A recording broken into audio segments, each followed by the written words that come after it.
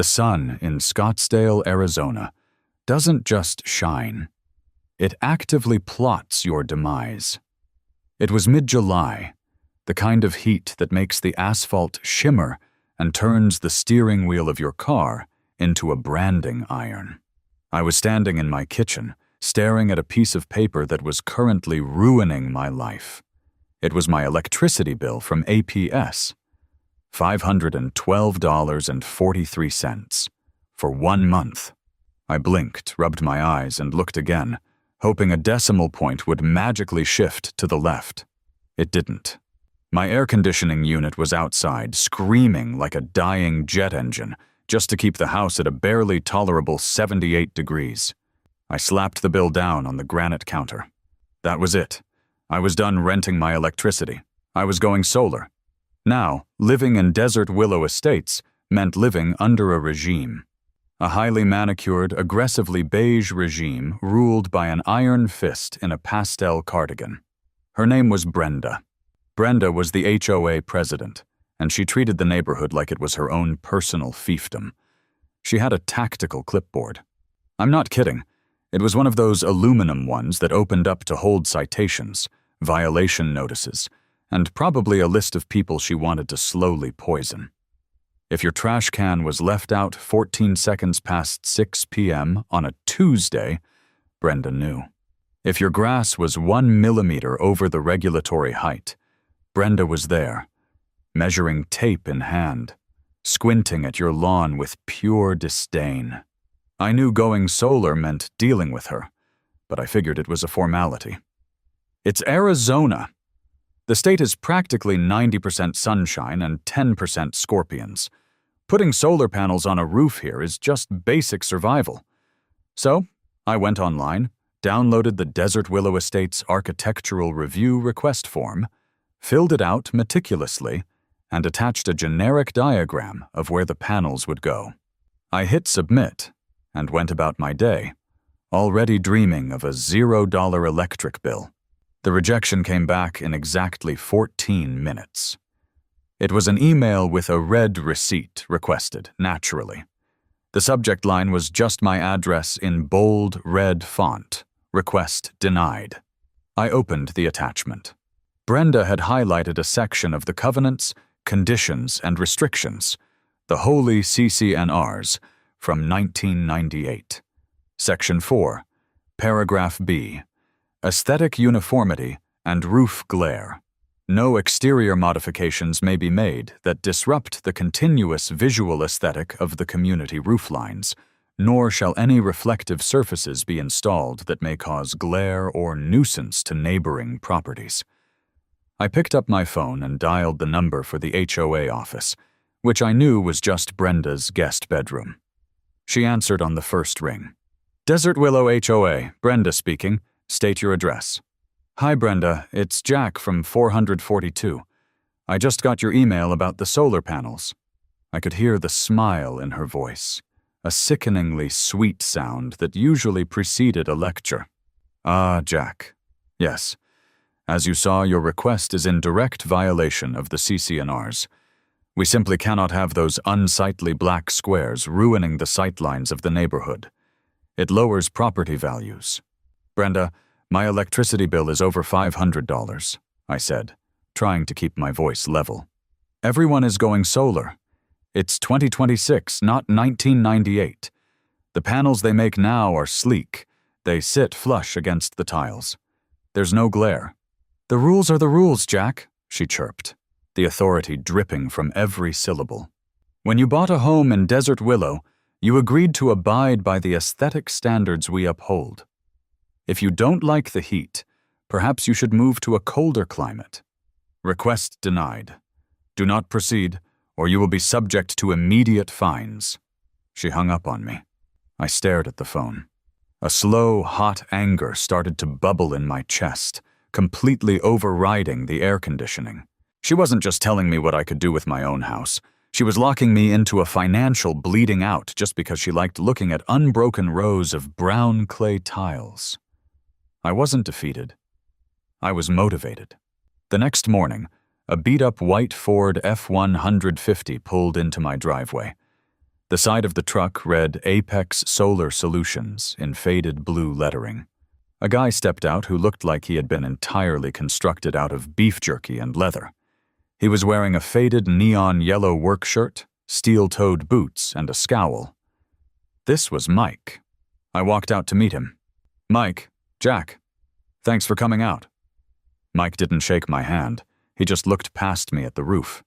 "Lot of sun. Good southern exposure. Easy install." He pulled a crumpled notepad from his pocket. "What's the catch?" "What do you mean?" I asked. Mike sighed, spitting a sunflower seed shell into the pristine rock landscaping. "I've been doing this in Scottsdale for 15 years, buddy. When a guy calls me sounding as desperate as you did on a Tuesday morning, there's always a catch. Usually it's the HOA. He paused, narrowing his eyes at the street sign at the corner. "Wait, Desert Willow. Is Brenda still the president?" I winced. "You know her?" Mike laughed, a dry, raspy sound. "Know her? That woman tried to have my truck towed while I was literally standing on a ladder on a customer's roof 2 streets over because my tires were encroaching on the sidewalk. I don't mess with Brenda. She'll issue stop work orders. She'll call the city. She'll make my guys miserable. Honestly, man, it's not worth the headache." Wait, I said, holding up my hands. "Don't leave yet. Come inside. I'll make coffee. I just need you to look at something." Reluctantly, Mike followed me into the house. I poured him a mug of coffee and pulled open my laptop on the kitchen island. Last night, instead of sleeping, I had gone down a legal rabbit hole. I wasn't a lawyer, but I knew how to read, and I knew that HOAs, despite their god complexes, still had to answer to state law. "Look at this," I said, spinning the laptop around so he could see the screen. I had the Arizona State Legislature website pulled up. Mike squinted at the screen, reading the highlighted text aloud. "Arizona Revised Statutes, Section 33 to 439. Restrictions on installation or use of solar energy devices invalid." He stopped reading and looked up at me. "What is this?" "It's the Arizona Solar Rights Act," I said, grinning. "It explicitly states that any covenant, restriction, or condition contained in any deed, contract, or security agreement that effectively prohibits the installation or use of a solar energy device is void and unenforceable." Mike took a sip of his coffee. "Okay. So the law says she can't stop you." "Exactly. Her 1998 CCNR clause about aesthetic uniformity? Legally useless. Void. Garbage." Mike leaned back against the counter, crossing his arms. "Jack, you're missing the point. Being right and being done are 2 different things. Even if the law is on your side, Brenda doesn't care. She'll still issue fines. She'll still harass my crew. She'll drag this out, make you hire a lawyer, and ruin the whole process. I can't afford to have my crew sitting around doing nothing while you fight a turf war with the neighborhood dictator." "That's exactly what I'm counting on," I said, leaning in. "I don't just want to build the panels, Mike. I want her to try and stop me because I found something else." I opened a new tab on the browser. It was the State Utility Rebate Program page. Right now, the state is offering a $3,500 cash incentive for new residential solar installations. But look at the fine print. I pointed to the bottom of the page. The installation must be completed and inspected by August 15th to qualify for this fiscal year's funding. That's 3 weeks from now. Mike frowned. "We can get it done in 3 weeks.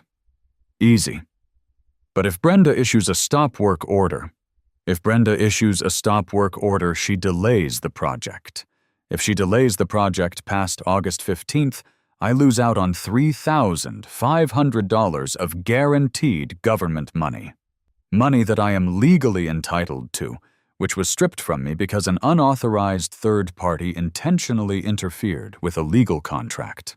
Mike stared at me, the gears turning in his head. A slow, malicious smile started to creep across his weathered face. "You want to sue the HOA for the lost rebate." "I don't want to sue them," I corrected him. "I want to bill them, but I need your help to make the trap airtight." I pulled up a Word document I had drafted at 3 a.m. "I need you to sign this specific contract for the installation, and I need you to include a clause in it. A delay penalty clause." Mike picked up the printed draft and put on his reading glasses. Contractor standby fees. In the event that work is halted by a third party, including but not limited to homeowners associations, the client agrees to pay a standby fee of $150 per day to compensate for lost labor time and scheduling disruptions. He looked over his glasses at me. You want me to charge you if Brenda stops the work? Yes, I said. Because those are actual, quantifiable damages.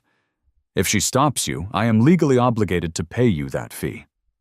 And because she has no legal right to stop you under ARS 33 to 439, every dollar I owe you and every dollar I lose from the state rebate becomes her financial liability. Tortious interference with a contract. She steps in it. The HOA pays for it. Mike took off his glasses, chuckling softly. You are a petty, petty man, Jack. I prefer the term meticulously compliant, I replied. So, do we have a deal? Mike grabbed a pen from the counter. Where do I sign? 2 weeks later, the panels arrived. It was a Tuesday morning, exactly the kind of day when the neighborhood busybodies were fully caffeinated and looking out their front windows. The massive flatbed truck from Apex Solar backed into my driveway, the hydraulic brakes hissing loudly.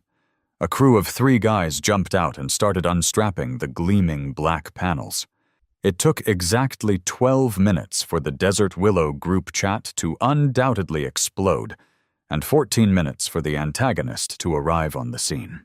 I was sitting in a folding chair in my open garage, drinking a glass of iced tea, and watching the guys set up the ladders when I saw her marching down the sidewalk. Brenda was in full battle gear, crisp white tennis shoes, khaki capri pants, a visor, and the dreaded tactical clipboard tucked firmly under her arm. Her face was flushed, her lips pursed so tightly they had practically disappeared. She didn't even look at me at first. She marched straight up to the lead installer. Excuse me! You need to stop what you are doing immediately. You do not have authorization to be on this property. The installer, a big guy named Hector, just looked down at her from the ladder, completely unbothered. He pointed a gloved hand toward the garage. Talk to the homeowner, lady. I just put 'em where they tell me. Brenda spun around, locking eyes with me. She marched up the driveway, her shoes slapping against the concrete. She unclipped a piece of paper from her board and thrust it toward me. It was printed on heavy, cream-colored cardstock. This, Brenda announced, her voice trembling with righteous fury, is a formal cease and desist order from the Desert Willow Homeowners Association.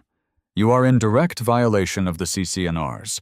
You did not receive architectural approval for this project. If you do not instruct these men to leave immediately, I will be forced to levy a fine of $100 per day, and I will call the police for illegal construction. I didn't take the paper. I just took a sip of my iced tea, letting the condensation drip onto the driveway. Morning, Brenda. Beautiful day for harvesting renewable energy, isn't it? Did you hear a word I just said, Jack? This is illegal. I reached into the pocket of my shorts and pulled out a neatly folded, standard piece of printer paper. I held it out to her. Actually, Brenda, what you're doing is illegal. This is a printed copy of Arizona Revised Statute 33 to 439. I highlighted the important part for you in yellow. It says your CC&R rules about solar panels are entirely void. You have absolutely no legal authority to stop this installation. Brenda didn't even look at the paper. She swatted my hand away. I do not care about your internet printouts. The HOA governs this community. You signed a contract when you moved in here. And state law supersedes that contract, I said smoothly, still sitting in my chair. So I'm going to kindly ask you to step off my property and let these men do their jobs. It's getting hot, and I want them finished by tomorrow. Brenda's eyes narrowed into slits. She looked at the crew, who were now hoisting the first panel onto the roof, completely ignoring her. She looked back at me, her chest heaving. Fine, she spat. You want to play games? Let's see how smart you feel when you're in handcuffs. She whipped a cell phone out of her pocket, dialed 3 numbers, and pressed it to her ear, glaring at me the entire time. Yes, hello? 911? I need officers dispatched to 442 Desert Willow Drive immediately. I have a resident conducting illegal, unauthorized construction on his property, and he is refusing to comply with a legal stop work order. Yes, the workers are trespassing. Please send someone right away. She hung up and crossed her arms, a triumphant smirk appearing on her face. They're on their way. I suggest you tell your boys to pack up. Hector! I yelled up to the roof. Keep it moving. We're on the clock. I looked back at Brenda, offering a polite smile. You can wait in the shade if you'd like. It's going to be a few minutes. She scoffed and marched over to the edge of my property line, standing rigidly on the sidewalk, arms still crossed, acting as a human blockade against imaginary reinforcements. 20 minutes later, a Scottsdale Police Department SUV rolled slowly down the street, its tires crunching slightly on some loose gravel. The vehicle pulled over to the curb just behind Mike's flatbed truck. 2 officers stepped out. One was a tall, older guy with a graying mustache, looking visibly annoyed to be out of the air conditioning. The other was younger, looking around the quiet, pristine neighborhood like he was trying to figure out where the emergency was. Brenda practically sprinted over to them before they had even fully shut their doors. Officers! Thank goodness! Over here! The older officer held up a hand. Hold on, ma'am. Let's take a breath. Are you the one who called about a trespass and illegal construction in progress? Yes! Brenda exclaimed, pointing a dramatic finger at my house. That man right there, Jack, has hired these laborers to install unauthorized fixtures on his roof. I am the HOA President. I have issued a cease and desist, and I have explicitly told them they are not allowed to be here. They are trespassing on community-governed property. The officers looked at the house. They looked at Hector on the roof, who offered a small wave. They looked at me, sitting in my folding chair, holding my glass of iced tea. The older officer sighed, adjusting his utility belt. He walked over to me, leaving his partner to deal with Brenda, who was currently trying to hand the younger cop her heavy cardstock letter. Morning, sir, the officer said, his tone flat. Mind telling me what's going on here? Morning, officer, I said, standing up. Just getting some solar panels installed.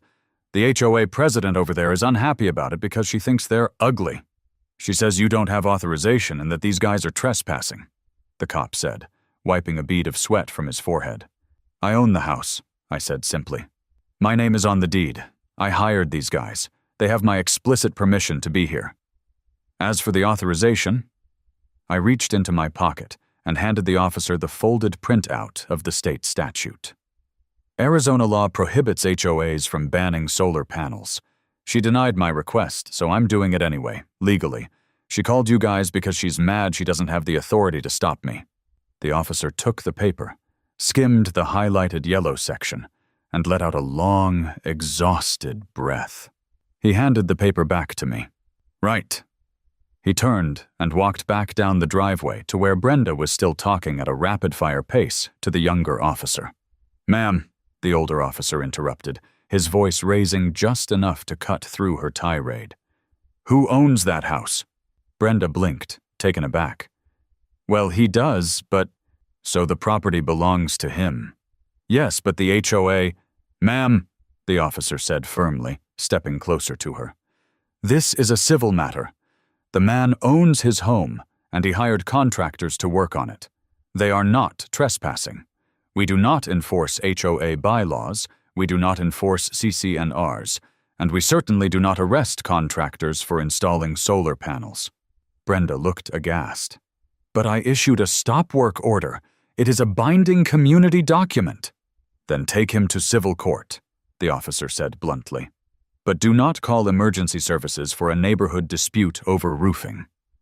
You are tying up police resources for a contract disagreement. If you call us out here again for something like this, you are going to be receiving a citation for the misuse of the 911 system. Do you understand me? Brenda's mouth opened and closed a few times, resembling a fish out of water. Her face turned a dangerous shade of magenta. This is outrageous. I know the chief of police. You are allowing a rogue resident to destroy the fabric of this community. Have a nice day, ma'am, the younger officer said, failing to hide a smirk as he turned back toward the SUV. The cops got back in their vehicle and drove off, leaving Brenda standing on the sidewalk, clutching her clipboard so hard her knuckles were white. I took a loud slurp of my iced tea. She turned on her heel, glaring at me with a look of pure, unadulterated venom. This isn't over, Jack. The fines start today. $100 every single day those panels are up, and I am officially filing a lien on your property on behalf of the board by the end of the week. She didn't wait for a response, just marched back up the street to her house, slamming the front door behind her. I smiled. The trap was set. The meter was running, and I had everything I needed on camera, because of course I had installed a Ring doorbell 3 days prior. I walked over to Mike's truck. He had been sitting in the cab with the AC blasting, watching the whole exchange. He rolled down the window, shaking his head. I told you she was crazy. Yeah, well, her crazy just activated our contract clause, I said. Keep the guys working, but take your time. In fact, if you need to pull Hector off this job to go do something else for a few days, feel free. We just need to make sure this installation doesn't get officially inspected until after the 15th. Mike grinned. You want me to drag my feet? I want you to be very thorough, I corrected him.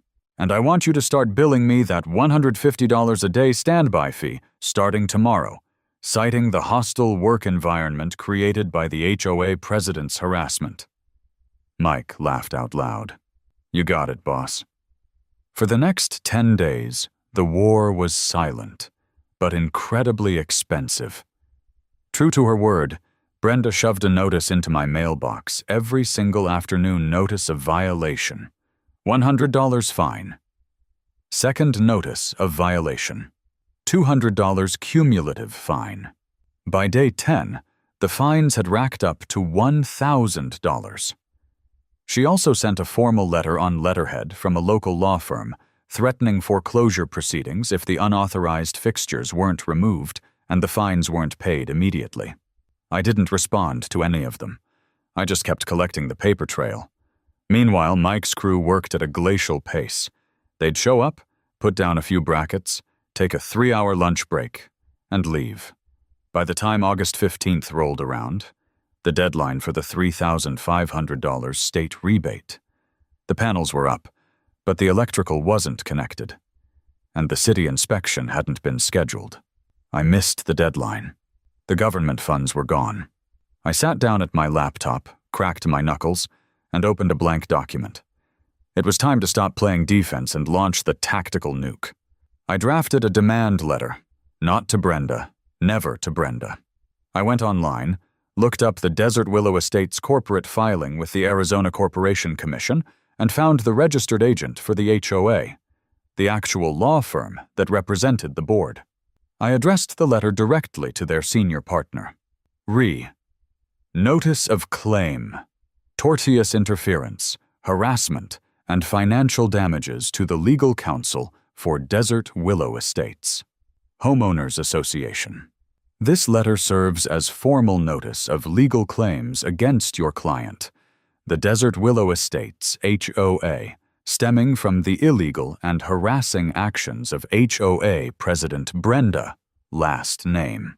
Despite being provided with physical copies of ARS Sephifer 33 to 439, which unequivocally voids any HOA restriction on solar energy devices, your client has engaged in a targeted campaign to halt legal construction on my property. This campaign has included police harassment, illegal stop work orders, and invalid fines. Because of your client's direct interference, I was forced to incur contractor standby penalties, and I was deliberately prevented from completing the project by the August 15th deadline for the Arizona State Solar Incentive Program. Your client's actions constitute tortious interference with a contract. As a result, the HOA is now liable for the financial damages incurred. Then, I laid out the math in a beautifully formatted table. Itemized damages. Lost state. Rebate, $3,500. Contractor standby. Harassment fees, 10 days at $150 day. $1,500. Legal and administrative drafting fees, $300. Total amount due, immediately, $5,300. Furthermore, be advised that the $1,000 in fines levied against my property are legally invalid under state law and must be expunged immediately. If a cashier's check in the amount of $5,300 is not received within 14 days, I will file a civil lawsuit against the HOA for the damages, plus attorney's fees, and name Brenda, last name personally, in a separate suit for harassment. I printed it out, signed it with a flourish, and drove straight to the post office. I sent it certified mail. Return receipt requested. I tracked that letter like it was a package holding a kidney. 2 days later, I got the notification. Delivered, signed for by the receptionist at the law firm. Now, I just had to wait for the monthly HOA board meeting. It was scheduled for that coming Tuesday at the community clubhouse. I knew Brenda wouldn't be able to resist putting me on the agenda. She wanted a public execution. She had no idea she was walking onto the gallows. The Desert Willow Estates community clubhouse smelled exactly like you would expect a room to smell when it hasn't had a window opened since the Bush administration. It was a potent, suffocating mixture of indoor pool chlorine, stale Folgers coffee, and the overwhelming scent of municipal bureaucracy. It was Tuesday night, 6:45 p.m. The meeting didn't officially start until 7.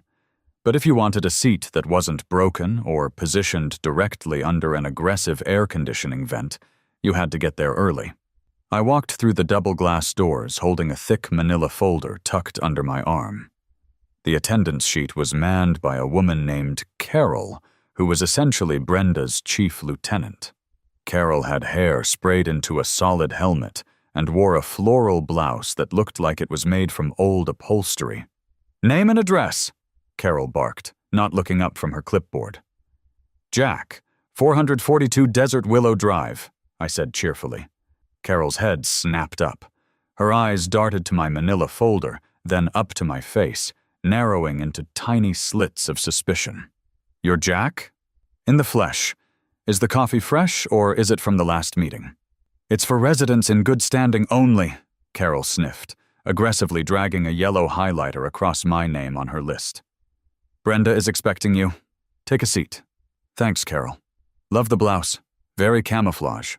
I grabbed a styrofoam cup, filled it with the lukewarm, tar-like substance they were trying to pass off as coffee, and made my way to the back row of folding chairs. I sat down next to an older gentleman in a faded Diamondbacks baseball cap who was aggressively doing a crossword puzzle. I recognized him. Arthur, from a few streets over. Arthur was somewhat of a legend in the neighborhood because he had successfully sued the HOA in small claims court 5 years ago over a dispute regarding a bird bath. Arthur looked up from his puzzle, glanced at me, and then gave a low whistle. "You're the solar panel guy, aren't you?" "Word travels fast," I said, taking a sip of the terrible coffee and immediately regretting it. "Brenda's been talking about you all week," Arthur chuckled, tapping his pen against the newspaper. "She's got a whole presentation planned. PowerPoint and everything. You brought a lawyer?" "Didn't need one," I said, tapping the manila folder on my lap. "I brought the law instead." Arthur grinned, a wide, toothy smile. "This is going to be good. I brought popcorn in my jacket pocket if you want some." At the front of the room, sitting behind a long, fake wood plastic folding table, was the HOA Board of Directors. There were 3 of them, but let's be brutally honest, it was a dictatorship masquerading as a triumvirate. To Brenda's left was Gary. Gary was a retired accountant who mostly just sweated, nodded at whatever Brenda said, and seemed perpetually terrified of conflict. He had a stack of financial ledgers in front of him that he kept frantically reorganizing. To her right was Susan, the secretary, who spent the entire meeting aggressively taking notes in a spiral binder, pressing so hard I was surprised the pen didn't break. And in the center, gripping a wooden gavel like she was presiding over the Nuremberg trials, was Brenda. She was practically vibrating with excitement. She was wearing a crisp, aggressively tailored beige blazer. Her tactical clipboard was resting next to a neatly stacked pile of papers. I could tell she had seen me walk in, because her eyes darted to the back row, and a smug, predatory smile stretched across her face. She was ready for a public execution. This was her Super Bowl. At exactly 7 p.m., Brenda banged her little wooden gavel on the table. It made a pathetic, hollow thwack against the plastic, but she acted like the sound should command absolute silence. I call this monthly meeting of the Desert Willow Estates Homeowners Association to order, Brenda announced, her voice projecting across the room. There were about 30 residents in attendance tonight, mostly older folks who used these meetings as their primary source of entertainment. Susan, please record the time. Let's begin with the reading of the minutes from our last meeting.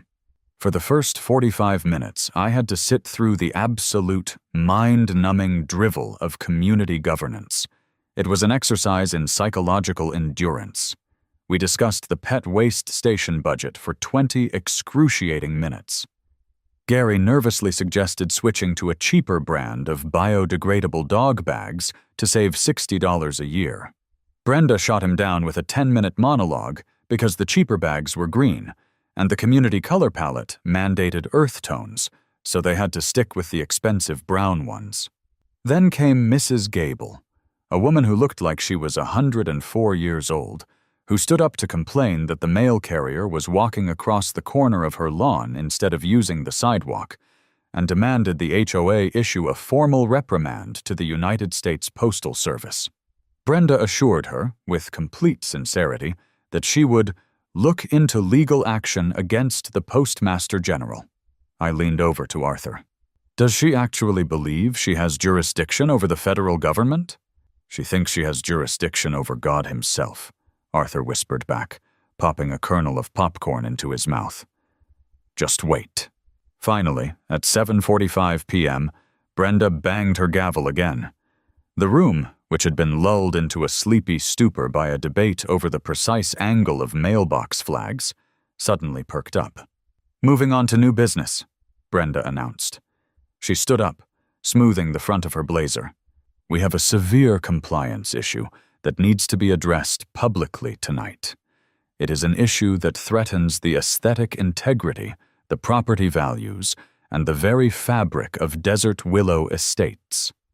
I am referring, of course, to the illegal construction currently taking place at 442. Every single head in the room swiveled to look at me in the back row. I didn't flinch. I just offered a small, polite wave and took another sip of my coffee. Brenda gestured to Susan, who pressed a button on a laptop. A projector hummed to life, projecting an image onto a pull-down screen behind the board. It was a picture of my house. Specifically, a picture of my roof, taken from the street, showing the newly installed solar panels. The resident in question, Brenda continued, her voice echoing with righteous indignation, was explicitly denied architectural approval for these roof-mounted solar panels. As you all know, our 1998 covenants, conditions, and restrictions strictly prohibit any exterior modifications that disrupt the continuous visual aesthetic of the community rooflines. It is Section 4, Paragraph B. We all signed this agreement. We all agreed to abide by it to keep our neighborhood beautiful. She clicked a button on a remote, and the slide changed to a picture of Hector and the Apex solar crew on my roof. Despite being denied, Brenda said, her voice rising in pitch, this resident brought unauthorized, unlicensed. They're fully licensed, I called out from the back, not standing up. Apex Solar, A+ rating with the Better Business Bureau. Just wanted to clarify that for the official record, Susan. Susan glared at me, her pen hovering over her notepad. Do not interrupt the board, Brenda snapped, pointing her gavel at me. As I was saying, He brought unauthorized contractors onto the property. He ignored a formal written cease and desist order delivered by myself. He then proceeded to waste municipal police resources by forcing an interaction with local law enforcement when I attempted to enforce a legal stop work order. A collective, dramatic gasp went through the older residents in the front row. The Brenda fan club. They were clutching their pearls at the thought of the police being called to Desert Willow. Because of this flagrant, intentional disregard for the rules, Brenda announced, her chest puffing out with authority. The board has levied a daily fine of $100 against the property. As of today, those fines total $1,400. Another gasp. $1,400. To this crowd, that was a scandalous amount of money. Brenda pointed a manicured finger at me, locking eyes with me across the room. Jack, the board has convened in a closed session prior to this meeting. We have reviewed your blatant disregard for the CCNRs. As president, I am formally announcing that unless the unauthorized fixtures are removed from your roof by this Friday at 5 p.m., and the fines are paid in full, we will be placing a lien on your property and initiating foreclosure proceedings with our legal counsel. She sat down, crossing her arms, a look of absolute, unshakable triumph on her face. She expected me to panic. She expected me to march up to the microphone and beg for an extension. She expected me to yell, to make a scene, to prove to everyone that I was the unhinged rogue resident she claimed I was.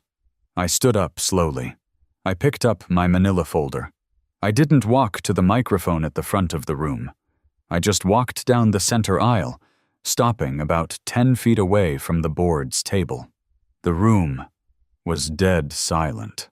You could hear the hum of the projector fan. Brenda, I'm really glad you brought this up in front of everyone, I said. My voice was calm, conversational, entirely devoid of anger. Because it saves me the trouble of going door to door this weekend to explain to everyone why their HOA dues are about to skyrocket and why the Community Reserve Fund is about to take a massive, unrecoverable hit. Gary, the sweaty accountant, blinked behind his thick glasses. He leaned forward, clutching his ledgers. Reserve fund? What are you talking about? The reserve fund is healthy. Well, Gary, I said, addressing him directly. It was healthy, until Brenda here decided to play supreme commander of the neighborhood and issue illegal stop work orders. You see, when she did that, she stepped on a massive, highly expensive legal landmine. We've been over this, Jack, Brenda snapped, her face flushing a deep, angry red. She was losing control of the narrative, and she hated it. I don't care what internet printouts you have. The CCNRs dictate neighborhood policy. We have legal counsel on retainer for a reason, and they assure us our rules are ironclad. That's the funny thing about state law, Brenda, I said, opening my folder. I pulled out a stack of paper and handed it to the woman sitting in the front row, motioning for her to pass them down. It doesn't care about your 1998 CCNRs. What I'm handing out to the front row is a printed copy of the Arizona Revised Statutes, Title 33, Section 439. I highlighted the relevant part in yellow, so it's easy to read. I looked back at the board. The law explicitly states that any covenant, restriction, or condition contained in any deed or contract, like our CCNRs, that effectively prohibits the installation or use of a solar energy device is void and unenforceable. Let me repeat that for Susan's notes. Void and unenforceable. Brenda slammed her hand on the table. I am not going to sit here and let you play amateur lawyer. You signed a contract. And the state legislature invalidated that contract, I countered, my voice rising just enough to cut over hers. But that's not actually why I'm up here tonight. The solar panels are legal. That's a settled fact. The police told you that when you tried to have my contractors arrested for trespassing, remember? The issue here tonight isn't my roof. The issue is your harassment, and how much it's going to cost this community. The room started to murmur. The word cost always got people's attention in HOA meetings. I turned to address the crowd of residents who were now hanging on my every word. Because of Brenda's constant harassment, her illegal stop work orders, and the hostile environment she created, my contractors were forced to delay their work. They enacted a standby penalty clause in my contract, $150 a day. On top of that, because Brenda deliberately delayed the project, I missed the August 15th deadline for a $3,500 state utility rebate. I turned back to the board.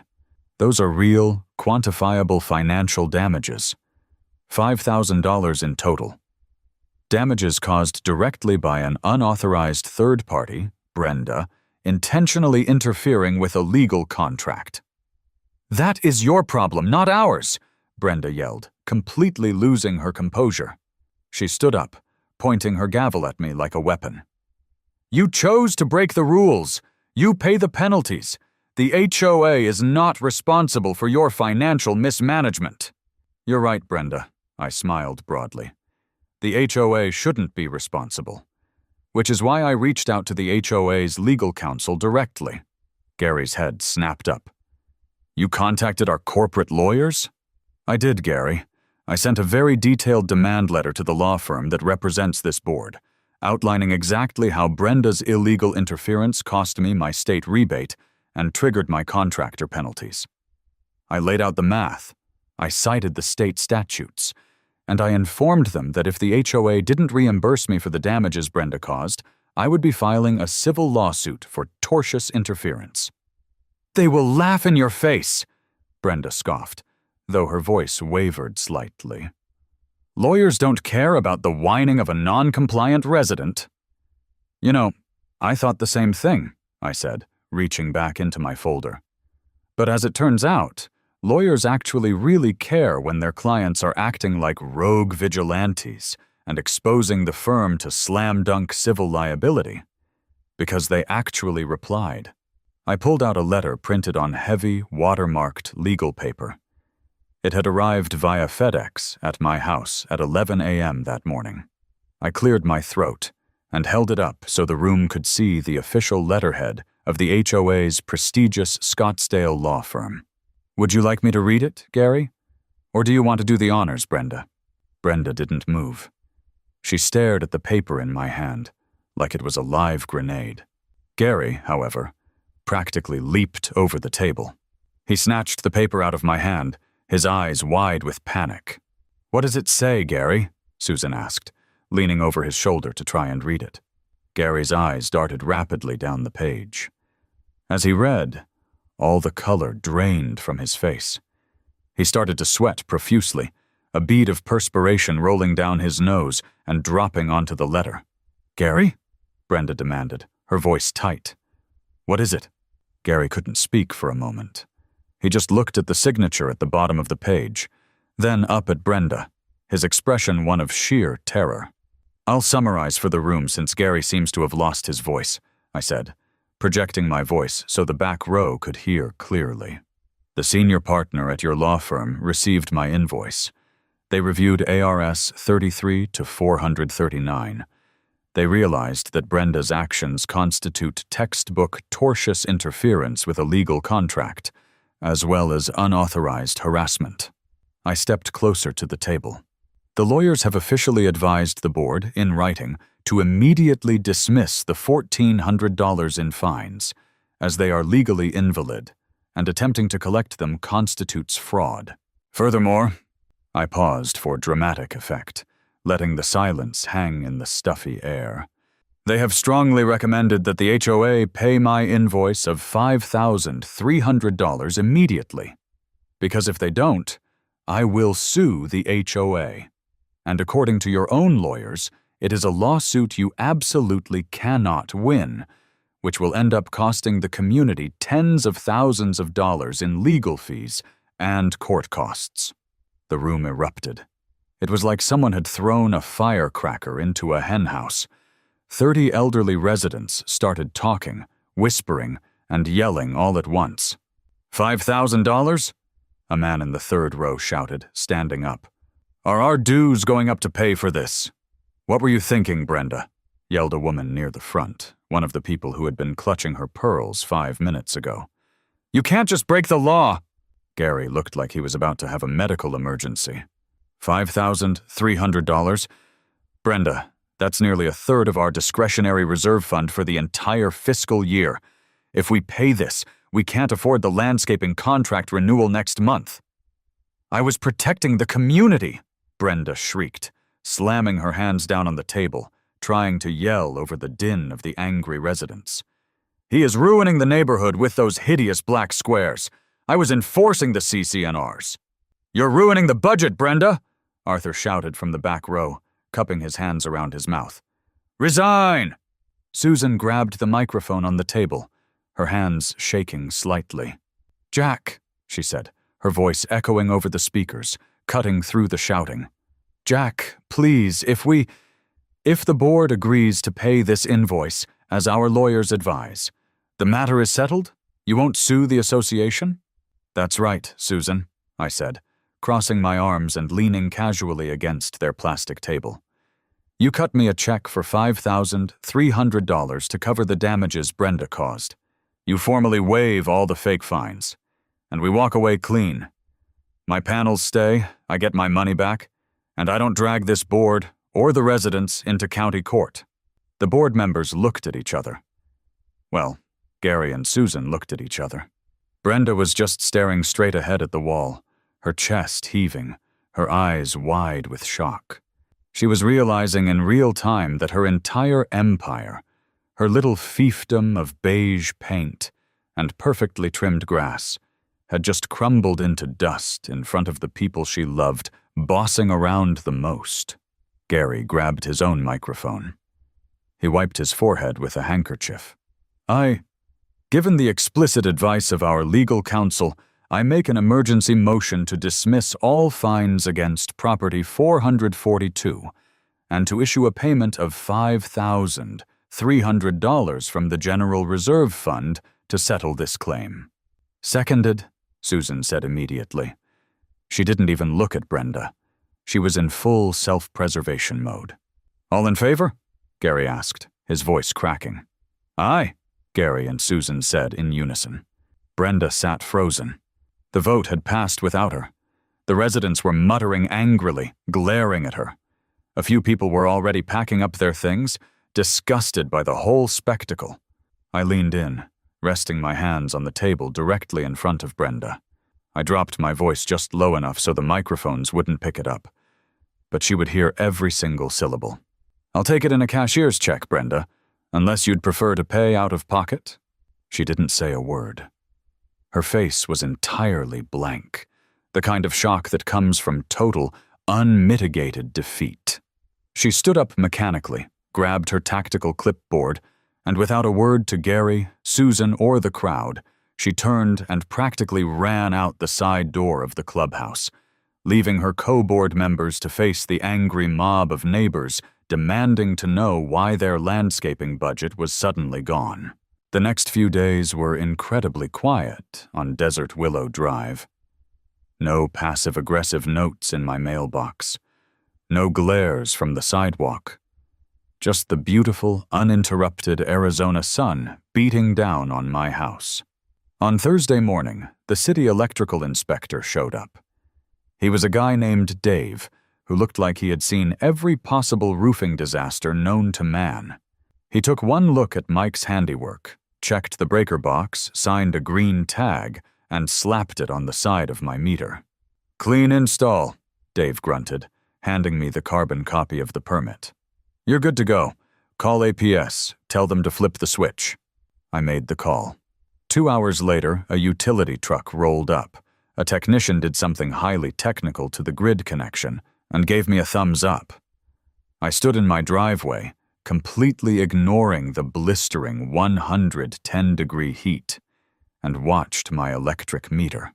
For the first time since I moved into this house, the little digital numbers weren't rapidly ticking upward, draining my bank account.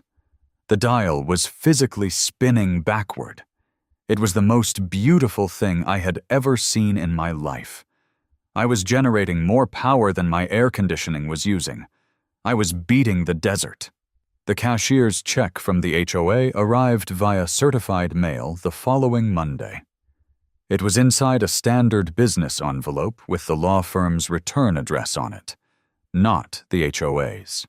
I opened it at my kitchen counter. $5,300. It was signed by Gary, his signature looking shaky and stressed. I took a picture of it, sent it to Mike the contractor with a text that said, "Drinks are on me," and then drove straight to the bank to deposit it. I paid Mike his $1,500 in standby fees. That left me with $3,800, exactly the amount of the state rebate I lost, plus the $300 I claimed for my administrative drafting time. Brenda didn't last the week. Between the public humiliation at the meeting, the massive financial hit to the community's budget, and the absolute mutiny from Gary and Susan, the neighborhood practically formed a pitchfork mob. The Desert Willow group chat, which I wasn't in, but Arthur happily showed me screenshots of, was a war zone. People were demanding an audit of the last 5 years of HOA finances.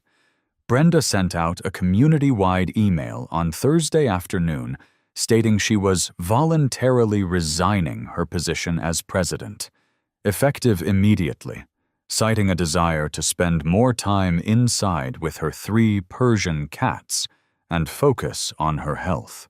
From what Arthur told me, she doesn't even walk her dog past my house anymore.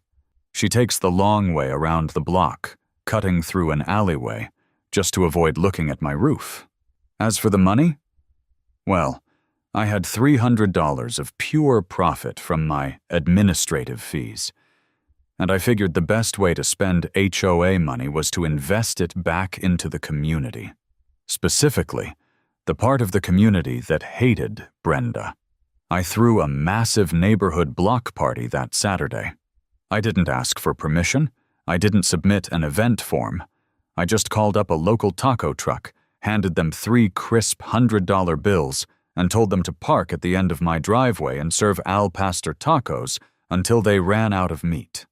I bought 4 massive coolers, filled them with ice, and bought enough Modelo and Topo Chico to hydrate a small army. I dragged my Bluetooth speaker out into the garage and blasted classic rock. By 6 p.m., my driveway was packed. Arthur was there, holding a plate stacked high with tacos, looking incredibly smug. Gary even showed up, looking incredibly nervous, holding a 6-pack of craft beer like it was a peace offering. I accepted the beer, clapped him on the shoulder, and told him the reserve fund would recover. He almost cried with relief. The best part of the entire evening, though, was the power setup. The taco truck had a noisy gas generator they usually use to power their flat-top grill and their interior lights. It was loud and smelled like diesel. "Hey, man," I told the truck operator, a guy named Luis. "Kill the generator." Luis looked confused. "I need power to cook, boss." I walked into my garage, grabbed a heavy-duty commercial-grade extension cord, and tossed one end to Luis. "Plug it in." I took the other end and plugged it directly into the newly installed 220-volt exterior outlet that Mike had wired directly into my solar inverter system. Luis flipped the breaker inside his truck. The lights flickered on, the grill sparked to life, and the noisy roar of the gas generator was replaced by the beautiful, silent hum of the Arizona sun powering a neighborhood fiesta. We ate tacos, drank beer, and watched the sun set over the McDowell Mountains, casting long shadows over the beige houses of Desert Willow Estates. Nobody complained about the noise, nobody complained about the cars parked on the street, and nobody, absolutely nobody, complained about the gleaming black solar panels on my roof. It was the perfect victory. It wasn't just about the money, and it wasn't just about the electricity bill. It was about looking a petty tyrant in the eye, handing them the rule book they loved so much, and beating them with it. So the next time your HOA tells you that you can't harvest the sun, or tries to slap you with a fine for trying to lower your own bills, or sends an angry lady with a tactical clipboard to your front door, don't get mad, don't yell, don't cause a scene. Just read the state statutes, smile politely, let them dig their own legal grave, let them jump right in, and then remember to send them the itemized bill.